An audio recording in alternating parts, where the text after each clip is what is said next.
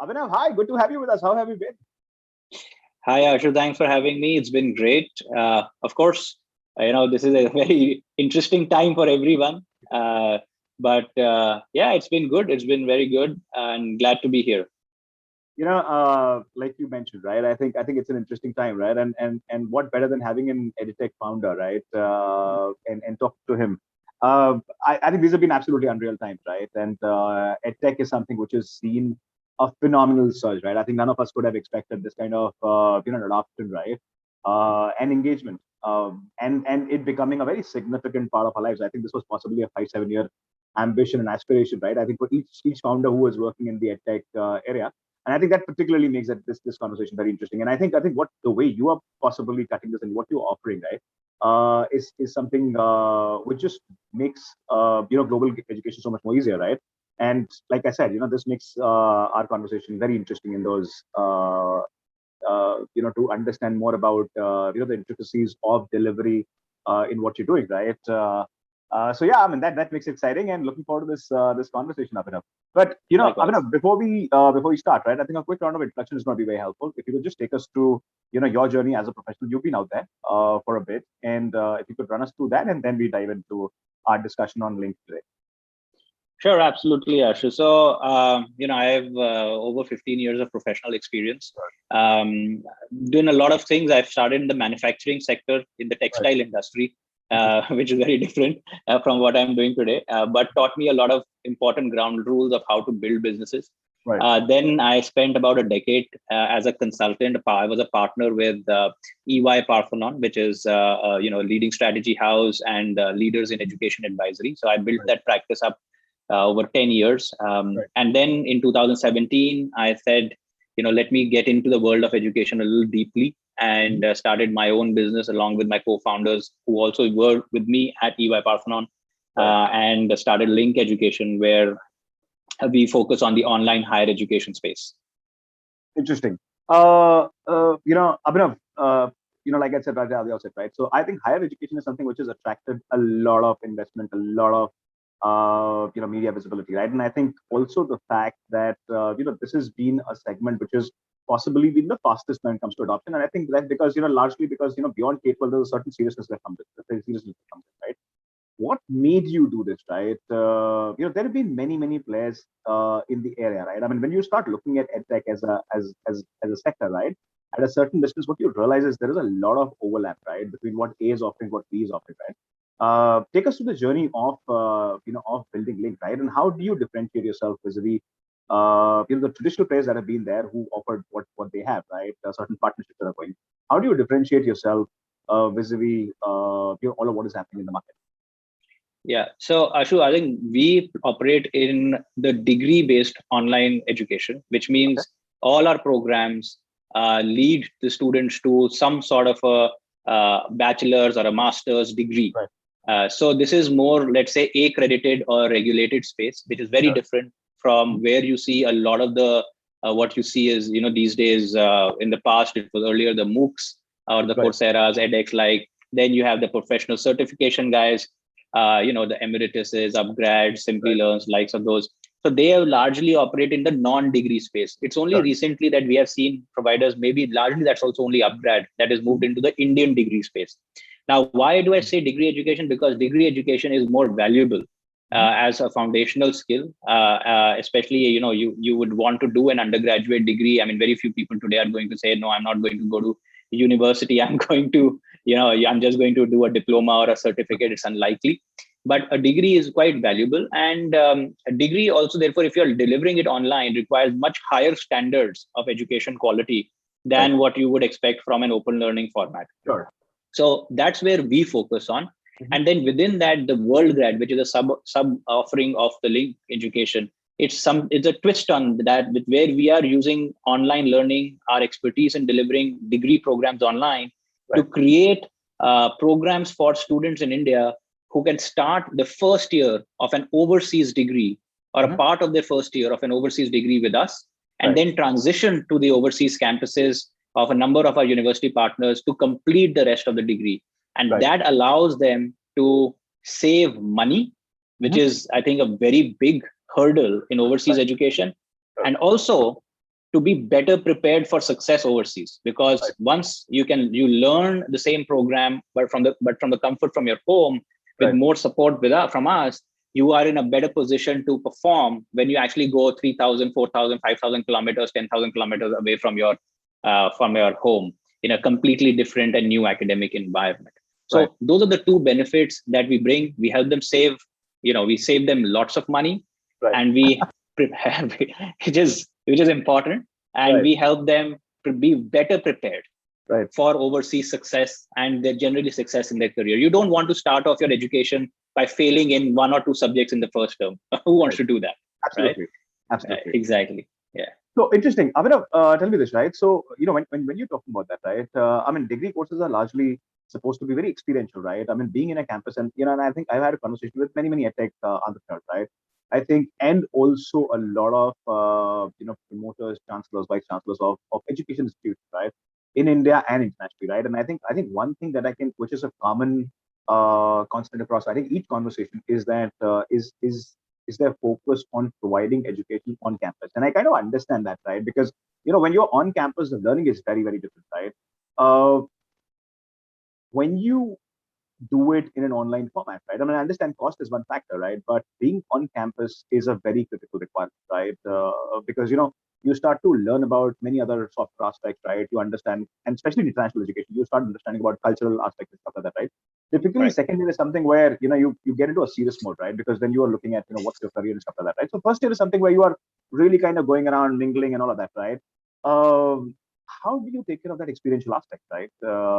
And are there some other layers, for example, some prep that you do? So, for example, a student from, say, India or Indonesia or Malaysia, when they, for example, say, going to the US, right? There's a huge cultural shift, right? So, is there something that you handhold them to, saying that this could be a cultural absolutely absolutely See, there are the pros and the cons, right? I absolutely don't disagree with the fact that on campus education has its own place, and our programs are not to replace on campus education. Our programs actually are to create more opportunities for on campus education, simply by expanding affordability of those overseas experiences, right? So you want to go to a fantastic sprawling campus in New York, or in California, or in Melbourne, or wherever, or London, by all means, right? But you may not be able to afford it. Can you make it easy on the pocket by doing part of that journey online? That's what we do. So we enable more people to actually access that on-campus education. Now, the online component itself is focused specifically on developing your academic skills. And that's where we have very high levels of support. So first thing that we do is that the entire curriculum and the teaching is done by overseas educators. So the classroom experience, at least the academic experience, is being replicated. You are not getting an Indian experience from that perspective. So that's the first level of bridge. And that's what I mentioned earlier. You want the students to be more successful when they go overseas. It's very simple. 1 out of 3 students who go from India to Australia or UK or US, 1 out of 3 students would fail in at least 1 subject in their first term. 1 out of 4 will fail in at least 2 subjects. The reason is not because they're stupid. That's not the reason. The reason is distraction and change from an academic standpoint, and distraction from a living standpoint. I'm a 17-year-old. I'm going to Melbourne. Just imagine, first time freedom. What all? When you went to college, first year of college for everyone is not their best performing time. That I can assure you from personal experience. Even if we are going from a school in Delhi to a college in Delhi, because of those so many things. So first thing is, don't let your academics suffer. So by starting online from the comfort of your home, and learning through the international experience, the international teachers, international curriculum, you are making sure that they adjust academically very well. Now, the second part of it is the non-academic side. So what we do is that our students get access, because we embed them into our partner universities in digital ecosystem. They can actually access all the digital resources available to them, including student clubs, student cafes, student interaction, creating mentors, or even talking to student counselors who are on the other side of the pond. So that is another part of the transition. And this journey is important because they start learning about, okay, when I come on campus, where will I live, housing, food, this, that. Those problems start getting sorted out. So they are in that journey. Of course, they will not have that fancy football field or that fancy gymnasium True. Right. But wait a few months and you will have it. And I don't think a wait of a few months is really going to take much away from the students, given the advantages that it can actually hand over to them. And the last part is, especially what COVID has proven is that online learning, or rather doing anything online, is going to be a major life skill going forward. Right. And Yeah. what better way to start picking up that life skill than by doing it with some professional, with a professional organization like ours. So you, through the initial months or a few months that you study with us, you pick up these skills much better. We have students who come, they don't even know how to make a PPT. Right. When they are left, when they leave the program, they are giving video presentations recorded on YouTube. I think by the end of it, I've realized PPT is the most important life skill. I think that you can get. Absolutely. Absolutely. I think you've been there in the consulting ecosystem. I've been there in the banking ecosystem, and I think that's the most important. Right? I think. And you don't need to be in a classroom to learn PPT. Absolutely. You can do it online. So I understand where you're coming from. Abhinav, are these partnerships that you have, right? So one, of course, I would want you to name a couple of your partners, right? And second, are these partnerships exclusive, or are they other players who are offering similar partnerships, or similar, courses with on similar line of engagement, right? How is that relationship playing out? So we are currently partnered with about 14 universities and institutions across Australia, UK, and the US, and we plan to increase that to about 20 by the end of the year. That gives students access to close to about 200 to 250 undergraduate qualifications, and in some cases also postgraduate qualifications. So there's a wide variety. Right. When we develop programs in partnership with us, they are mostly exclusive partnerships, which means through this route, they can only go via us. This part online, part on campus route is only via us, with this sort of fee and scholarship structure that we have to offer. Right. Now, students could end up in the same university through many different routes, no doubt about it. But this kind of a model, hybrid learning model, which is first year online or first term online, rest of it on campus, is really only via us.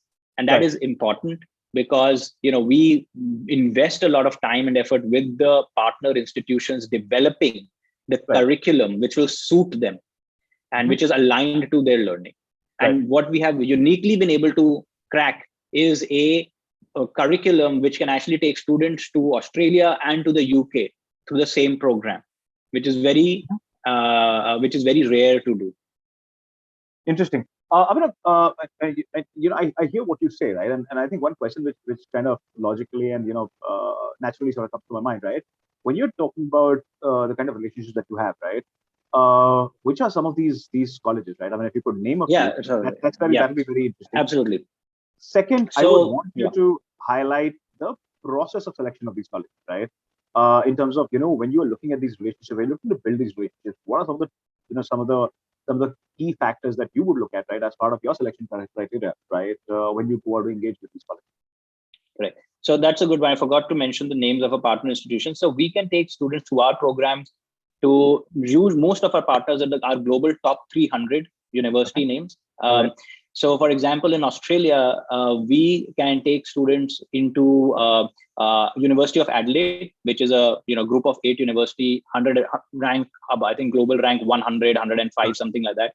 We take students into the University of Wollongong, which is a global rank 190, number 10 in Australia. We can, in the UK, we take students into Brunel. Brunel is a rank 300 something globally, and within London is amongst the top 10 universities. We can take students. Now we are starting. We have not still launched our US program leg. So the US program legs are starting, and we have some universities like Mount St. Mary's in Los Angeles, which is a very well-regarded liberal arts college, number 16 on the West Coast, or the Western region, rather, not West Coast, in the Western region. So these are some of our partners in different parts of the world. We do take students also to destinations like Dubai. So Murdoch University, which is an Australian university, has a campus in Dubai, and we can send students to that campus as well.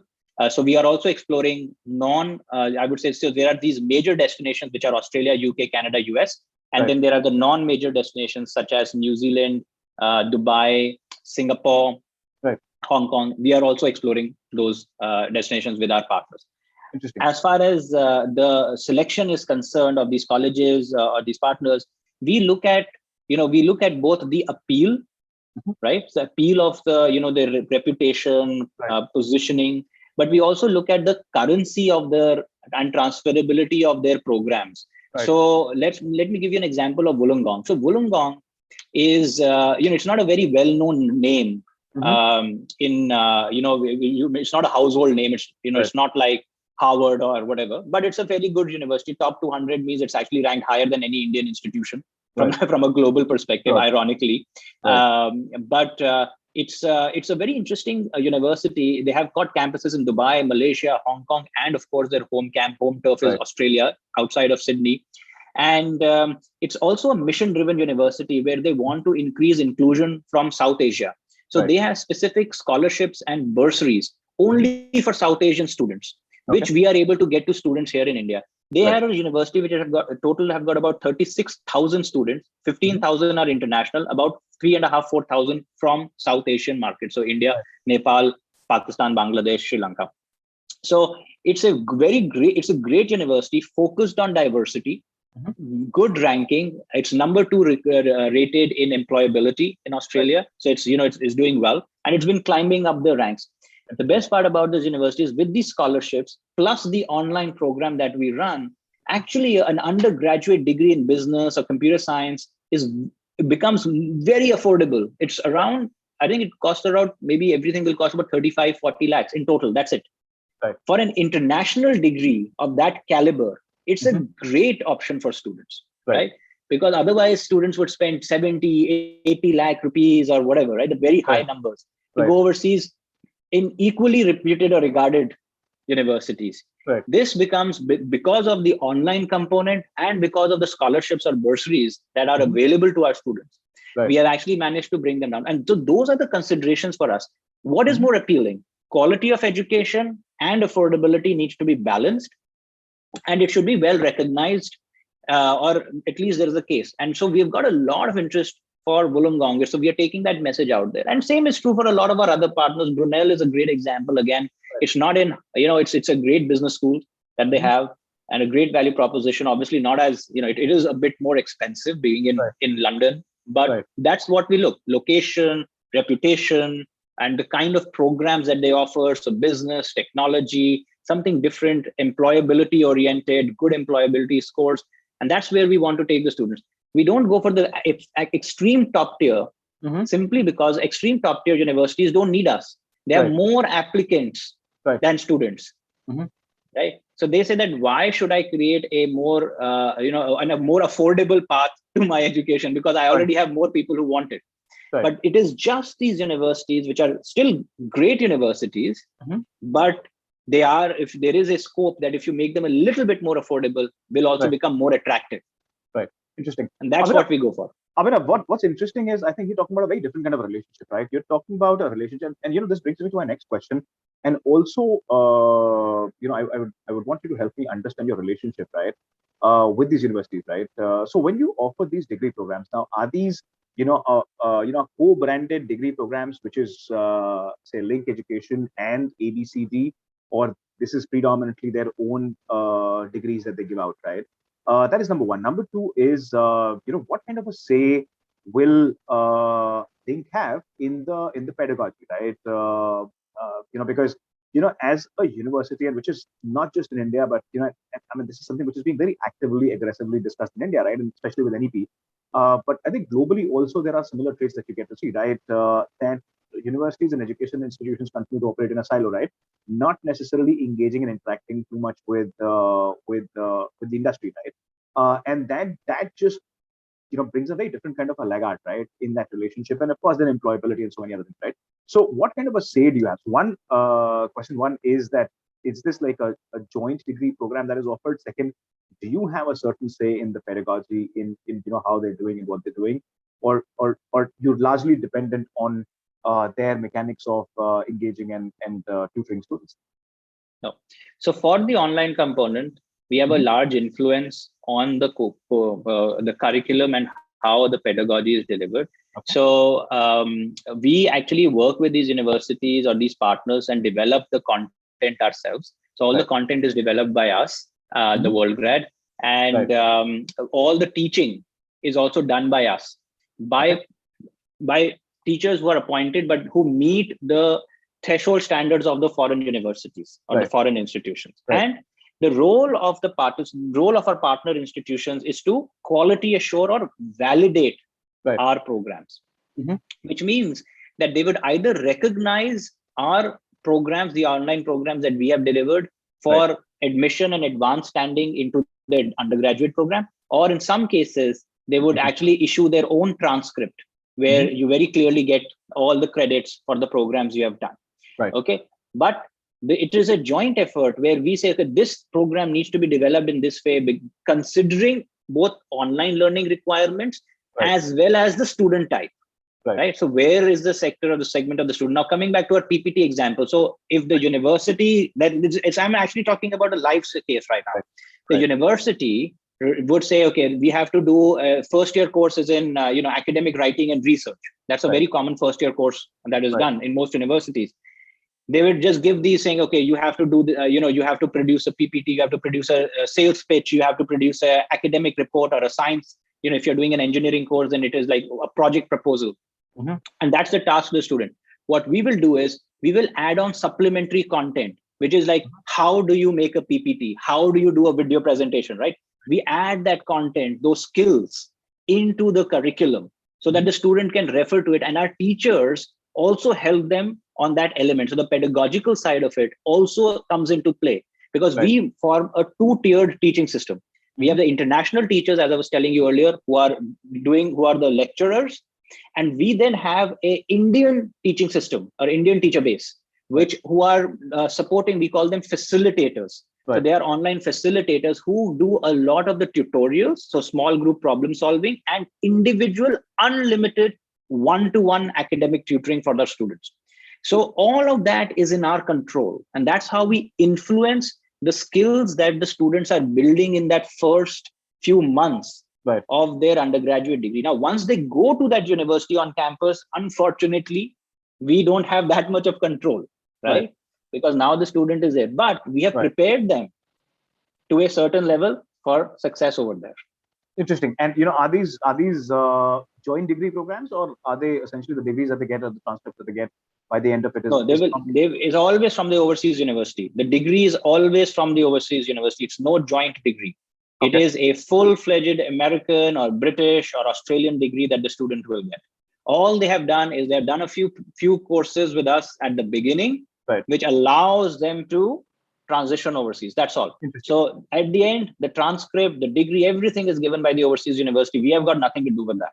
Interesting. And that's what the student wants. Student wants the University of Wollongong or University of Adelaide or University of Brunel degree, right? I mean, that's what they're looking for. Sure. I'm purely coming from a standpoint that, there is a certain level of intervention that you're talking about, right? There is a certain level of prep that you're doing. You're not necessarily and essentially going by, what's being taught in the education institution. You're actually doing plus, right? Which makes you far more, the engagement is very different, right? And I think far more dynamic is also what I sense, right? And that's the reason I asked, right? That, is there some sort of is that a joint degree that the student gets, or is this a standalone degree that a student gets? And I think I hear you, and I get the sense, right? I think the student is essentially looking for an international course, international degree, right? And I think you have a job to essentially ensure that he or she is prepared well to enter that ecosystem and perform well. And I think, and my sense is that what I hear you saying is it's extremely calibrated, it's very sharp, it's very dynamic, right? And I think that gives you a fair sense. Abhinav, what's been the traction, right? What are the current numbers like? And how large is the market, right? I mean, of course, I think numbers on the market, international, on the global market on education are of course out there. But for a say a hybrid mechanics like this, right? And pardon me for using the word if it doesn't sort of suit the narrative, right? But given that there is an online and then there is an offline, right? How are you cutting the market, right? What are the kind of numbers when you look at the larger possibility, right? How are you, what are the global numbers and what are the larger numbers that you? Yeah. So see, overall, every year you have about 1 million students who start their studies at an overseas university in Australia, UK, Canada, one of these major destinations, right? US. And these are new students. I'm not talking about and continuing. These are new students who are coming out of grade 12 or coming out of college and then joining an undergraduate or a postgraduate program. Right. But for every student who actually takes enrollment, there are 3 students who are trying for enrollment. Sure. Right. So they would go out and give the standardized tests like SAT, TOEFL, IELTS, all of these tests, which are GRE, GMAT, whatever it is, to go and appear. But only 1 out of 3 or 1 out of 4 are getting accepted.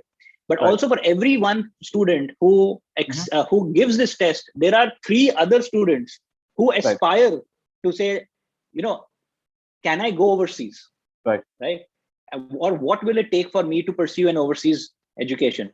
We see that. So that is the markets. That's roughly, give or take, about 10 million students who are thinking about overseas education. 3 million of them actually go and end up giving up a test, and 1 million end up actually enrolling.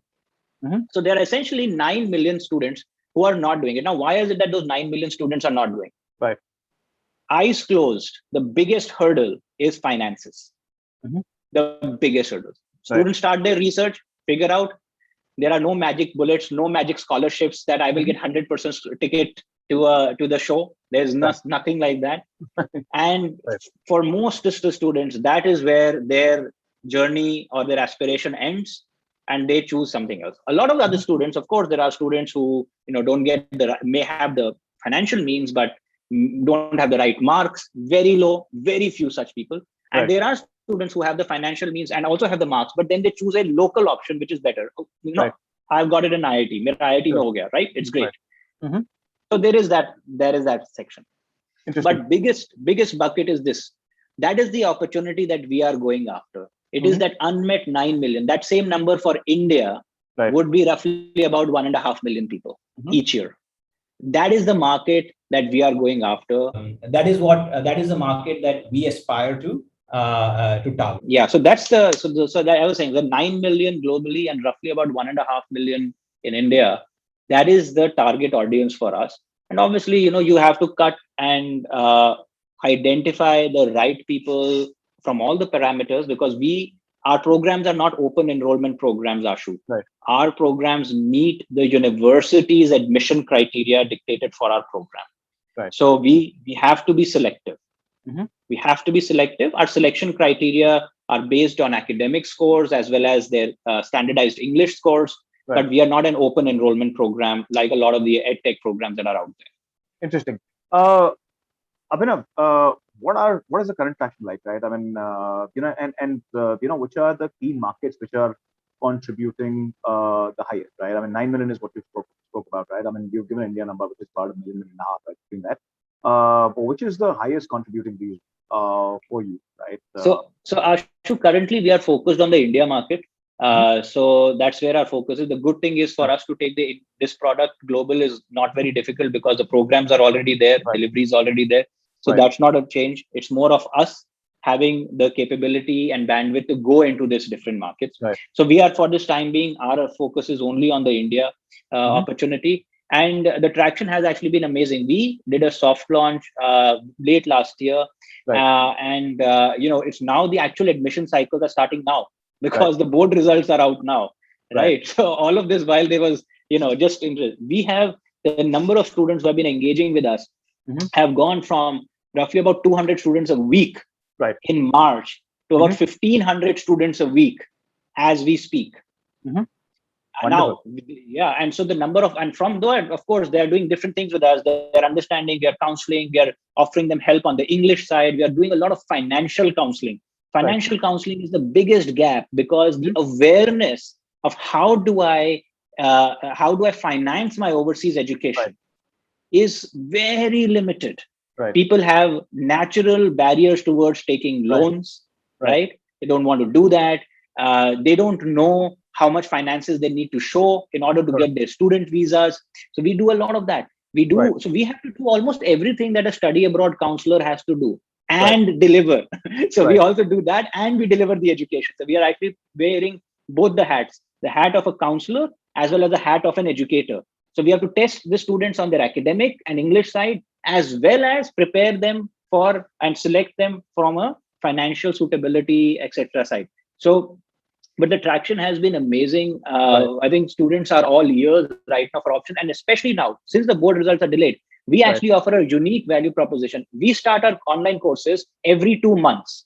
Okay. Now, this means now for students, now that the board results have come out now, any student who was applying for a university starting in September cannot go overseas. Right. That it cannot happen because it's just 1 month. There's not enough time for them to get their visa. So it's not happening. Right. With us, you can actually start in end August or you can start in October, make up for that first term of education and go overseas in February 2022 or January 2022 and remain on track. Right. So that's the other beauty that we have to offer students, that you can make up time. A lot of students also generally are not able to take that intake because they've not decided. They're waiting for the Indian university results. Right. The students say that, oh, if I get into, St. Stephen's, I get into Xavier's, I get to here, get there, I'll wait for those results. You keep waiting, you have missed out the main intake cycle. No problem. You start with us, you will be on track. So those are the advantages that we also offer. You bring me to a very interesting point, right? What are some of the the mental barriers, right? I mean, of course, I understand financial is one, right? But there are many other other issues, right? That students have, parents have, right? In terms of why should we send them abroad? Local education, all that, right? I mean, tell me a little more about that, right? I mean, that's a fairly complex one. I mean, besides financial, right? Because today, I mean, I think the way kind of the fintech ecosystem has kind of grown. I think money is available, right? And I think there's massive liquidity. Financial institutions, banking institutions are sitting on a lot of cash, right? So I mean, today, possibility of taking, for example, loans is not very difficult. It's not. Small. Yeah, I agree. But what are some of the other concerns that you have to deal with, right? What are some of those? So I think one of the biggest concerns, as I said, we wear both the hats. We wear the hat of a counselor and an educator, right? So which means that our incentives are actually fairly aligned. We are very aligned in, like, we want the students to be successful. Right. The first question that is this question that why should we send abroad? And today's students are very smart, very well researched. They would go figure out everything. And that's what we find. The students who are coming to us, they're typically coming from, whether it is the north, the west, south, or east, they're typically coming from, your top 15, top 20 cities, state capitals, etc. They have gone online, they've gone and researched what is the best way for me to go overseas, right? And they have realized that our programs are actually quite a smart way, so that they can go and tell their parents that, look, mom, dad, look, this is a way which is not going to cost you a lot of money. I'm also not going to go overseas right away. So, it's not that I'm going at the age of 17. I will be 18 or 19 when I go overseas, right? And it's, I think this could be an interesting way for me to go overseas.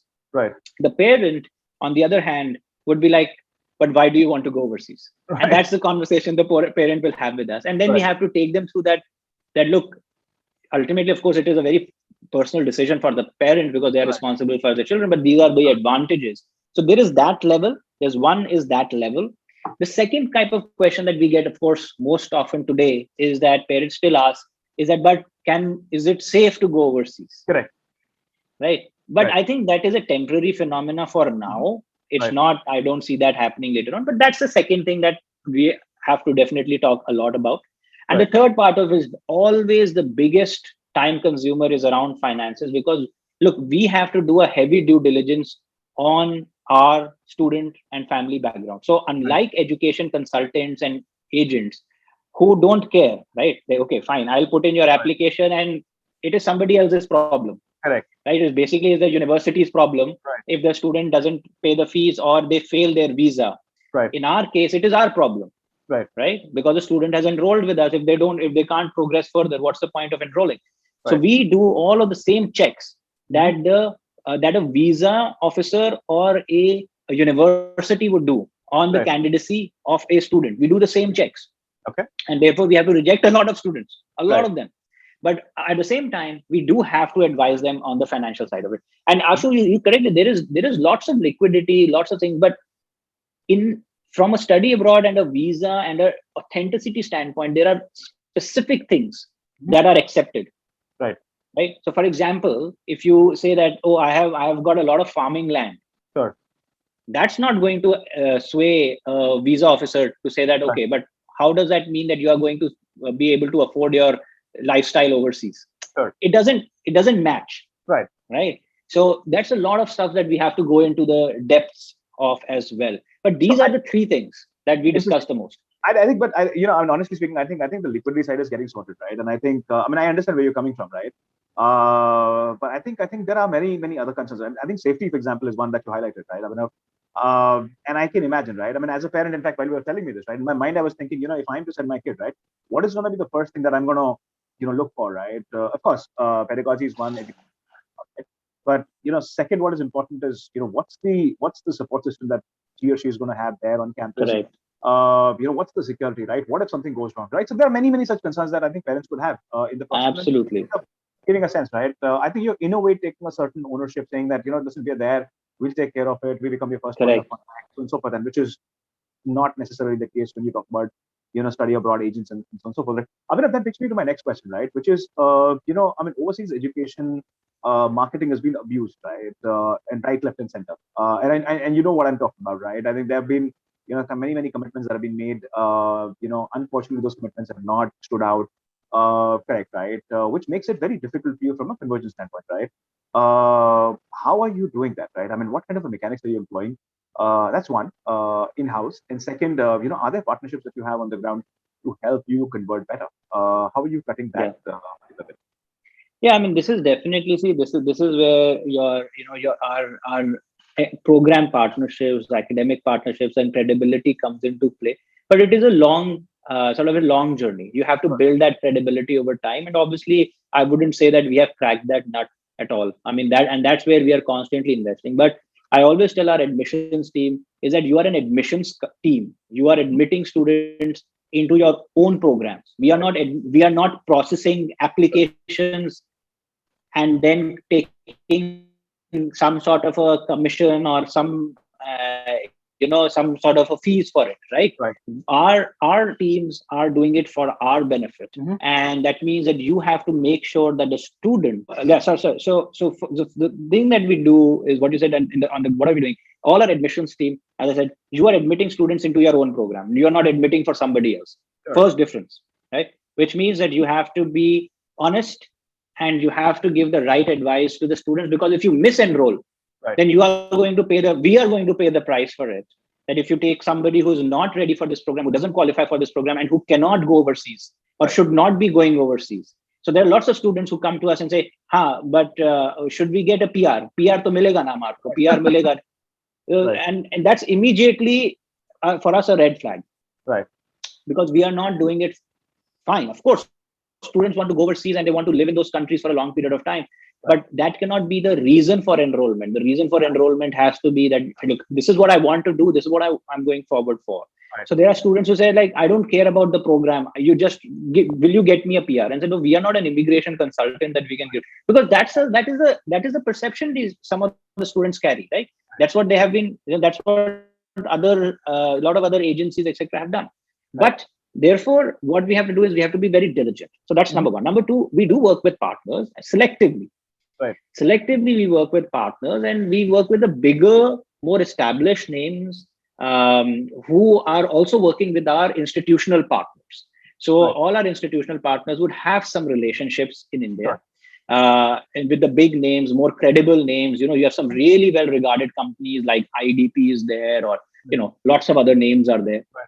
And so we would work via them for our programs. And also what we are also trying to do is now taking our message directly to schools, through school counselors and through those channels, and working with companies or in between, facilitators who can who do these kinds of support with the schools. Because it's important to start telling people, creating awareness that, look, this is another route for you to consider.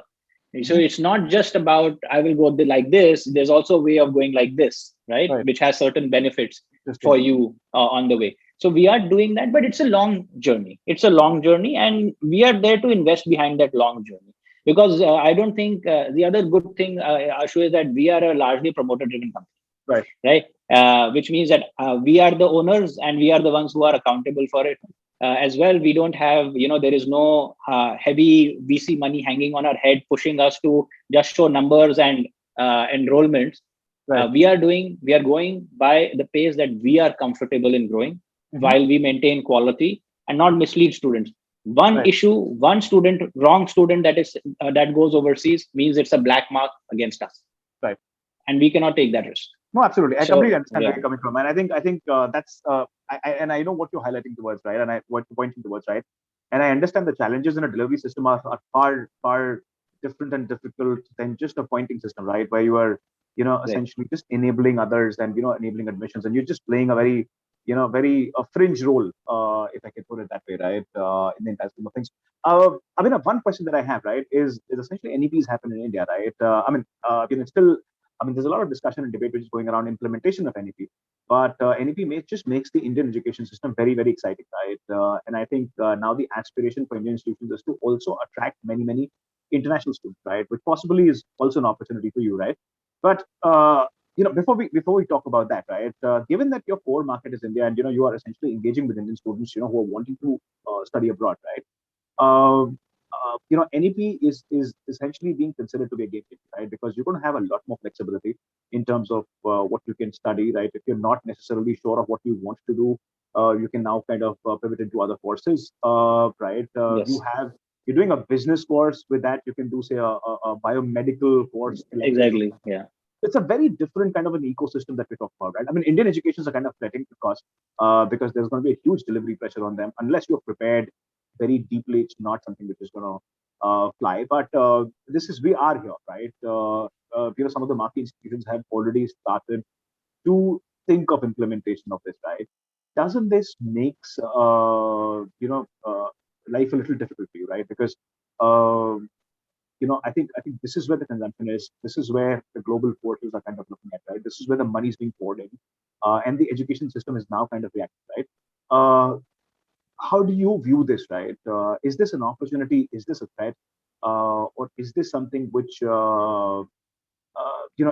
gonna you're kind of waiting and watching, right, in terms of how it plays out, right? What is your position in this particular uh, the point that we're at? yeah. No, look. So, Ashu, this is obviously a step in the right direction for the country. Right. The NEP is it's definitely forward looking. Right. It is more sort of I would say closer to what you would expect in international settings, Right. right? But ultimately, it will boil down to the execution Right. of and how well you are able to do it. Now, Right. what will happen is, so I come from IIT. I Right. come from IIT Delhi in my undergraduate. Right. And 20 years ago, when I was doing my undergrad, at that point in time, alongside my engineering, I was studying economics, I was studying Right. literature, I was studying all of this. So there Right. are institutions in our country which have Mhm. been following this philosophy for Right. a reasonable period of time. Mhm. NEP is pushing everyone to do that, Right. right? That's what it will push. But the adoption and execution of this is not going to be that simple. What will happen is the best institutions on the top will start adopting and executing it very well. And a lot of the others will try their best, but will struggle because Right. it puts a massive question mark on where will you get the talent to do all of this? Where will the teachers come Absolutely. from? Right. So there's a whole ecosystem. And Right. that change is not something that will take place in 1 year or 2 years. That will take a long time. Mhm. We actually see ourselves as a very good, very well positioned over there because we are the bridge between international education and Indian education. Sure. If universities and colleges require our help, we can be there, right? Although Right. we are not in that business at this point in time, but if that's where the wind is blowing, we are Right. happy to take advantage of that opportunity or bring our overseas partners to collaborate with Indian universities, which is, by the Right. way, what we are doing. Right. We are going to announce this very shortly, but that we are actually taking some of the Indian universities Mhm. into our the American partnership program that we have Right. created. So giving Mhm. their students an exposure to US university and US university curricula. Mhm. We already, the programs that we are running are accepted by Amity and SRM University. So in Okay. case the student cannot go overseas for whatever reason, they can actually go into Amity and SRM as well. Right. So we are doing parts of that. So we Mhm. don't see this as a threat. We actually see this as a great opportunity to maybe participate or bring some of our learnings into this market in a more Right. deep fashion. But like everything, policy changes in education take a long time to implement. Right. And also, if you look at our student body, right, our target students are those who want to fundamentally go overseas. Right. And I don't see that demand subsiding Right. because that is a different aspiration. Mhm. Over the last 25 years, right? students from India have continued to go overseas at the rate of 10-12% growth rate each year. Right. And India is one of the largest source markets. Mm-hmm. I will also say that even if Indian education system raises its bar, right? Now, what is the education? What can we say? Okay, it becomes like China. China is the number one source of international students in the world. Right. 2 times more students sent from China than in India. Right. So whether the Indian education system improves itself or it doesn't, it will still not take away from the fact that students would aspire for a different education because it leads to a different lifestyle. Right. It's a lifestyle choice that students are taking. Mm-hmm. We are obviously there, and the more credible Indian education system becomes, we will benefit as an Indian education provider. Right. Interesting. Or be a facilitator in that. Abhinav, another follow-up question, right? And another angle to it, right?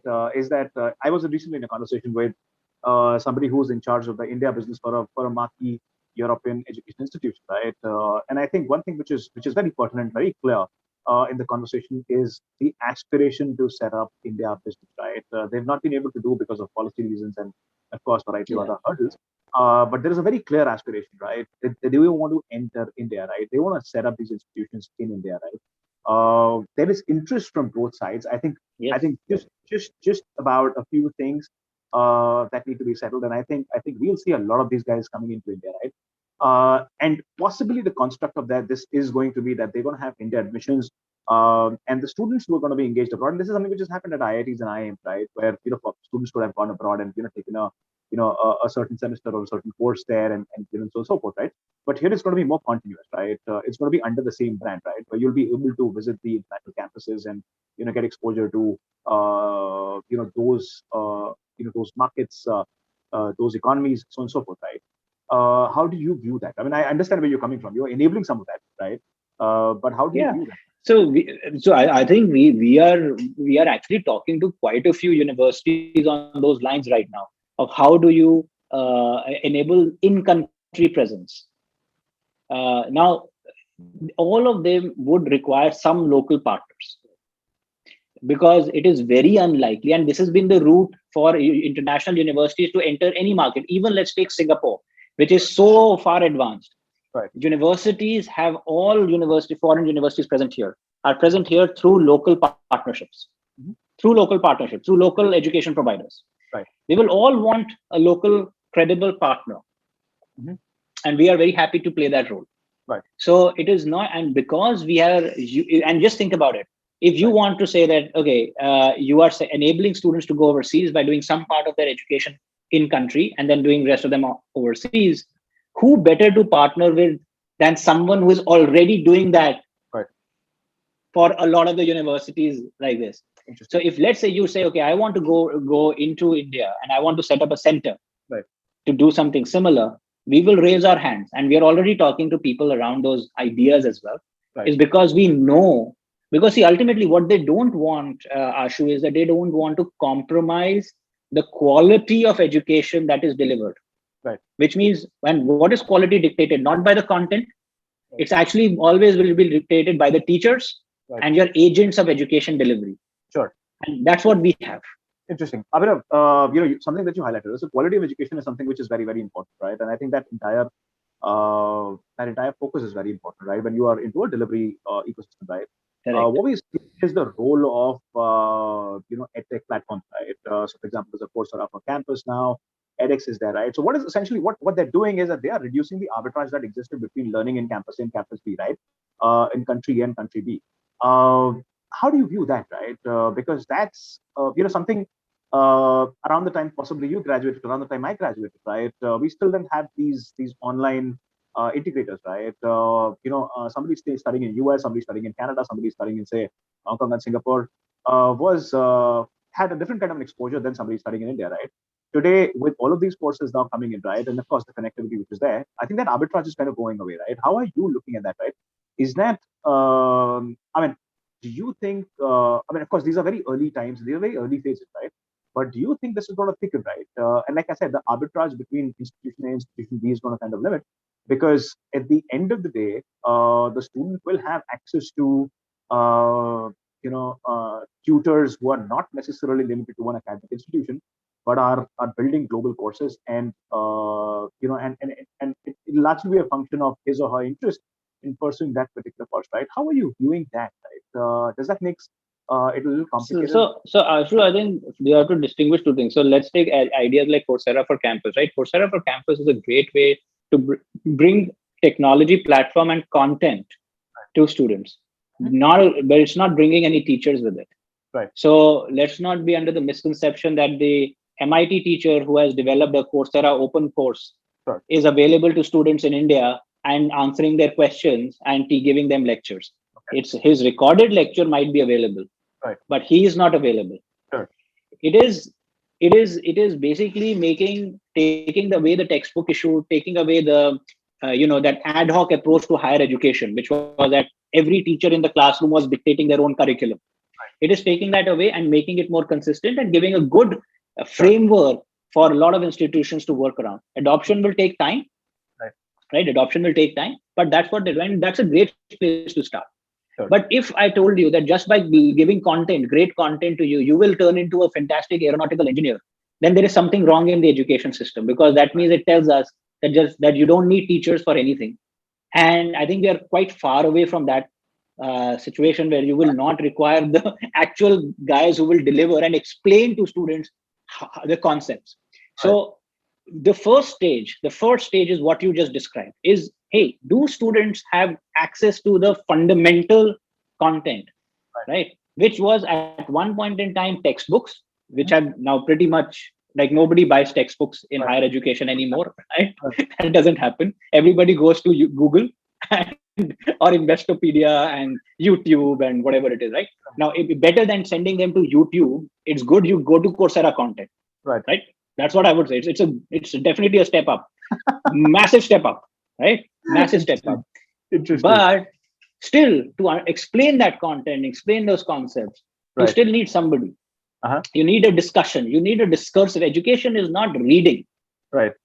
Education is not self-learning for everyone. Self-learning, only few people are really good at self-learning.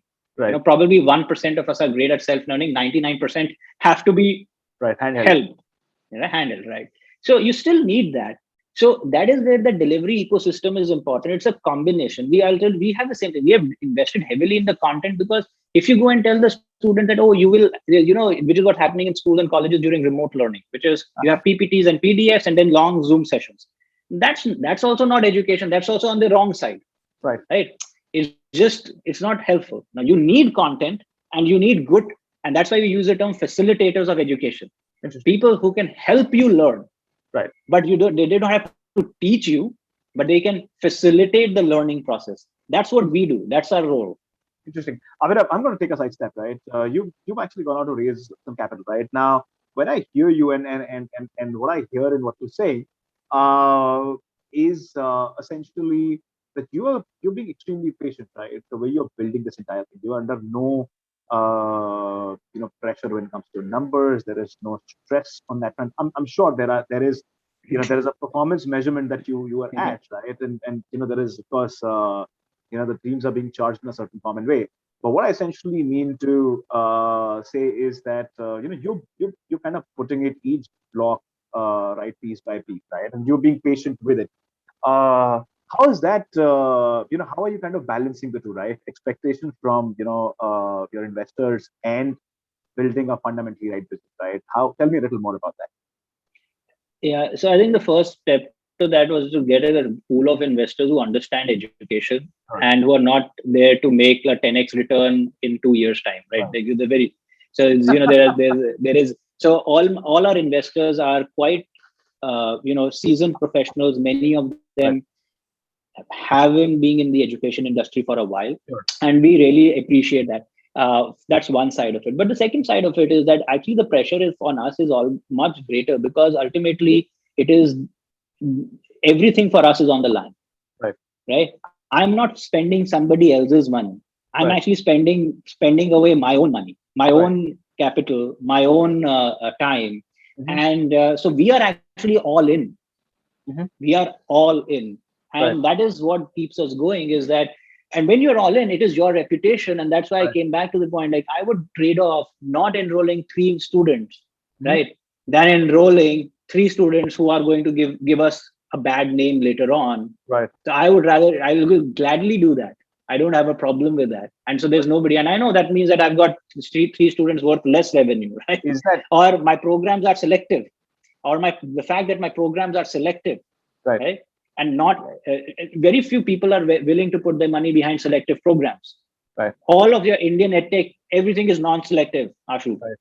There is, you show me a single selective program. Abhinav, we can possibly have an independent session on that one, right? But I think we're short on time, and we're short on time. But my last question, right? Second last question. What are the next 2 years like, right? What are we going to see you achieve? Where are you going to be in the next 2 years, right? What are the milestones that, the for right? It'll be interesting. Yeah, so next 2 years definitely are going to be quite crazy. I think as we come out of the pandemic, a lot of things will start falling in their place. Sure. I think generally in the industry as well, we will probably see a lot of correction happen. And I think for us specifically, what we are looking is just expanding our product portfolio for our students. Right. So giving them more good options in different destinations. So we have set ourselves a target that in the next 2 years, we should have 50 partnerships, academic partnerships, right, which means these are universities or institutions that are accepting our or have this concept where, a first year or part of first year learned online, and then you go over campus through us. So we have set ourselves a target of 50. We are going to get to 20 by the end of this year. We have got another 18 months to get the remaining 30. I think we should be able to do that. But that's number one. What we also want to see is in the next 2 years, hopefully we are not just focused on India, but also in the regional markets, because the value that will bring for our partners and for students is that they will actually start learning in a truly international online classroom. So you're not learning in an Indian only environment or so then you actually start that goes back to the point that you were raising earlier, right? About the experience. So we start having students from the region, Southeast Asia, Africa, Middle East. So that's where we start filling our classes. Now that may not happen in the next 12 months, but definitely in the 18 to 24 month time frame, we would want to at least start planting a few flags and start making a more international classroom. So that's the second thing that we are looking to do. And look, those are the main metrics that we want to go by for ourselves. And of course, underlying all of this are increasing student numbers and growing our enrollment base. We obviously would like to keep growing that number to as high as possible. But time will tell how that pans out. Would you want to give us a number, aspiration? Oh yeah, look, in about 2 years' time or so, we hope that we have at least 2,000 students who are moving from various source countries into destination markets through our programs. Through our programs. I'm not talking about placing students and application processing. That's not what I'm talking about. Enrolling and delivering and getting them overseas. Right. Interesting. Abhinav, it was a pleasure to have you with us. Thank you so much for taking the time out. I think what you're doing is very interesting. I think the way you're kind of cutting is important and is interesting in many ways, right? And I think my sense is, I think COVID has kind of opened up to a very different situation. I think world is essentially coming together. World is becoming one. I think the arbitrage exposure that existed between a market A and a market B, like I mentioned in my one of my points earlier as well, I think is kind of reducing.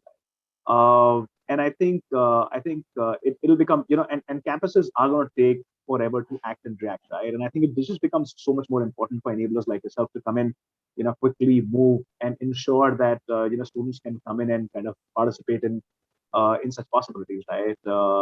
And I think that that's an interesting position to be in. It was a pleasure to have you, Abhinav. Thank you so much for taking the time out. Likewise, Ashu. Thank you for having me.